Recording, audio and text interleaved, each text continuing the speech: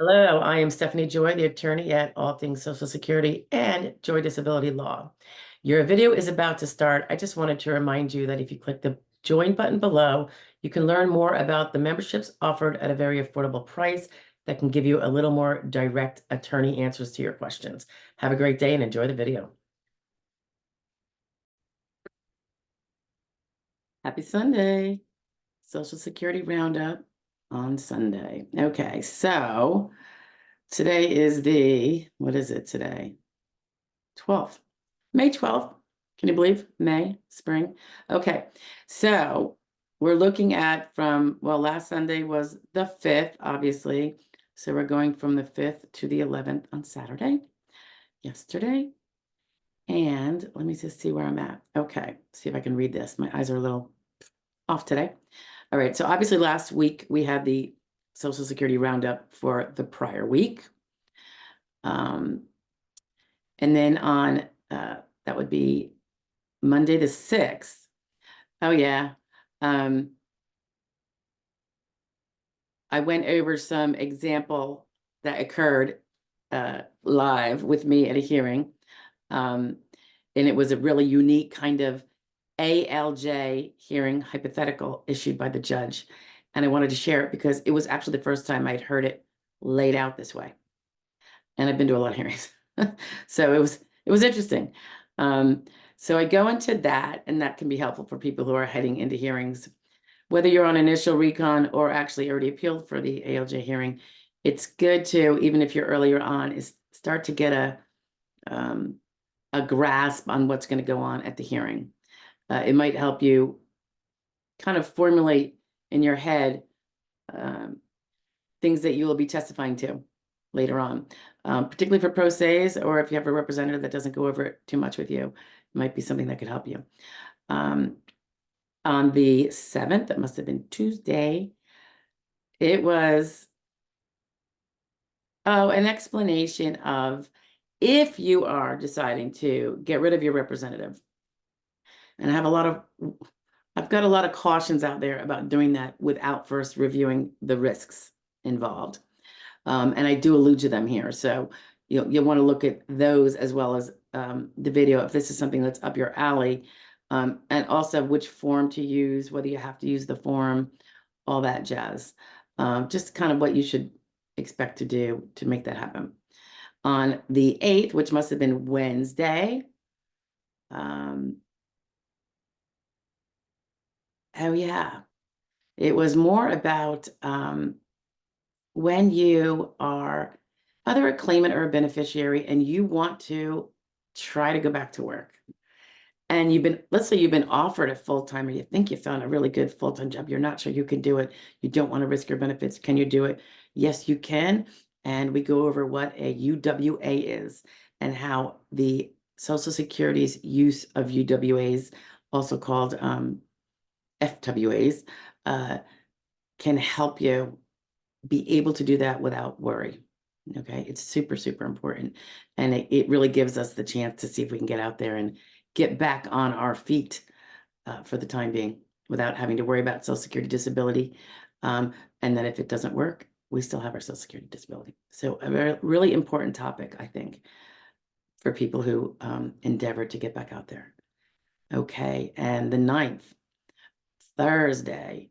Oh yeah, we touched on function report question number 6, which we have other videos on. If you are unaware, there is actually a playlist for function report do's and don'ts, but this is one of them that I just added. I haven't really done any on number 6 in a while, but it comes up so often I had to bring it up, and it's the issue of napping during the day. Okay, handy for all of you that are heading towards a function report. By the way, that can be if you are on initial or on recon, because now they are, in my experience, in the jurisdictions I am practicing in, I see a request for a function report on reconsideration almost invariably now. And I think that's because of the long delays, the shortage of staffing and all that, that's making everyone's initial take a year. And now you're in recon because you got denied. And what you said a year ago in your function report on initial could very well have changed and gotten worse or gotten better. one or the other. Friday fraud law review. We had oh yeah, this is actually a part 2 to a previous fraud that was reported by the Office of Inspector General and then by me to you. And it seems like it's pretty much the partner in crime, one of the partners in crime of defrauding an 80-year-old lady. And if you saw the other one, there was a total of like $550,000 defrauded out of her to work on her house as a contractor. And her house was worth $135,000. So you might want to take a listen. Very curious about what you think the punishment should be for this fellow who is guilty. You know, there's no he's not merely a defendant, he's convicted. And I'm just curious. He's only 27 years old. What do you think the punishment should be? I would love to hear feedback on that. And I appreciate it when you guys do that. Okay, so then Saturday, oh yes, it was new news. It wasn't good news. It wasn't bad for us per se. It wasn't like the SSA's yanking away a good rule. It came to light the amount of overpayment errors that are happening to married people when they get married, and it causes an overpayment because someone didn't handle the information properly with the SSA or the beneficiary didn't report it. Either one, it can hurt SSI folks and SSD folks, depending. I would think the pain generally happens to when I say SSD, I should have said SSD, SSR, Social Security people, when a marriage is not taken into consideration. But for SSI people, the marriage will tend to, if it's going to do anything, it's going to hurt their benefits and cause an overpayment. Okay, so that was Saturday. So that was it, guys. It was a really fast week, and we're just kind of plowing through hearings and hearing prep and all this stuff while still bringing on board some people and all that good stuff. So anyway, hope you had a good one, and I hope you have an even better one coming up. I will talk to you soon. Bye-bye now.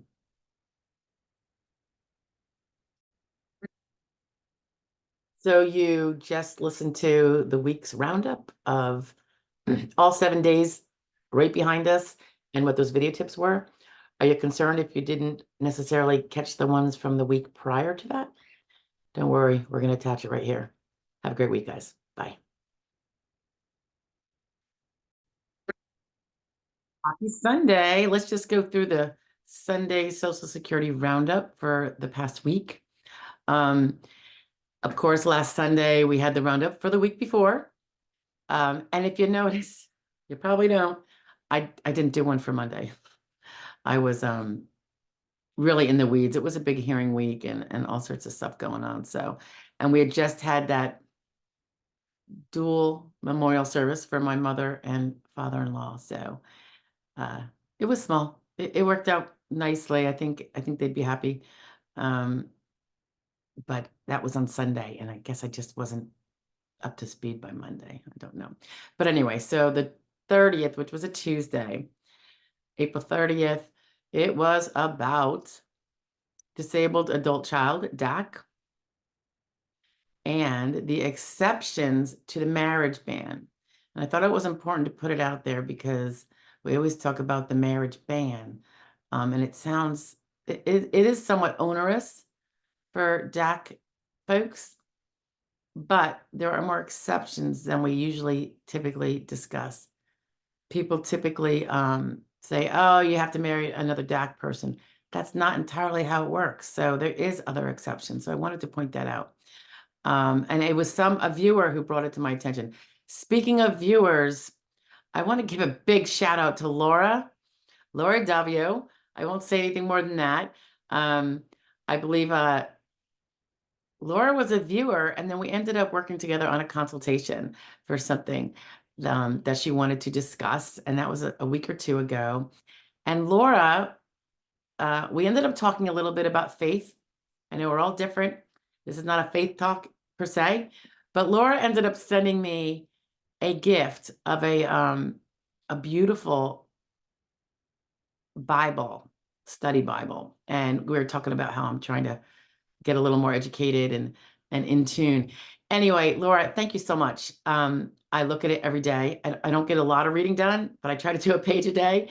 And I just love it. And I appreciate it so much. It's beautiful. And your sentiment was beautiful. Thank you for the note that came along with it. And if I can pay it forward, I certainly will. Anyway, thank you, Laura. And I hope to talk to you soon. Anyway, okay. That was very warming to my heart. Okay, so on May 1st, going back to it, tip number 2, and this is tip number 2 versus tip number 1, and it's about the work history report. And how to address this one is about the job description page that you'll have to fill out, and the section in there about total hours per day of each work task. Super, super important. On May 2nd, we had, and what day is that? Thursday. Yeah, that was a big day. Hearings.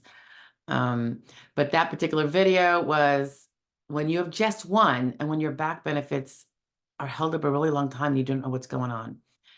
So take a look-see at that if that's something that's going on with you. May 3rd, which is Friday, our typical fraud law review. It was a New York 70-year-old lady who had been indicted for misusing a social security number, including other acts like bank fraud. 70-year-old, yeah. Kind of sad. Okay, so Saturday, what came out Saturday? Oh, Saturday. Yeah, it was a real life in time overpayment hearing I had that I shared about the bizarre adjournment of that hearing right before, very shortly before it was about to start. And the reasons might be good. The stress on the client is not good, but that's a little discussion on when those things might be adjourned. In this particular case, it was an overpayment hearing. It's not unusual, I think, for those to be adjourned. In this case, it might be canceled. We'll find out, but that was on May 4th. We shared that. So that's it, guys. I think that's the entire week. I hope to see you next week and have a great Sunday if I don't. All right. Thanks. Bye now.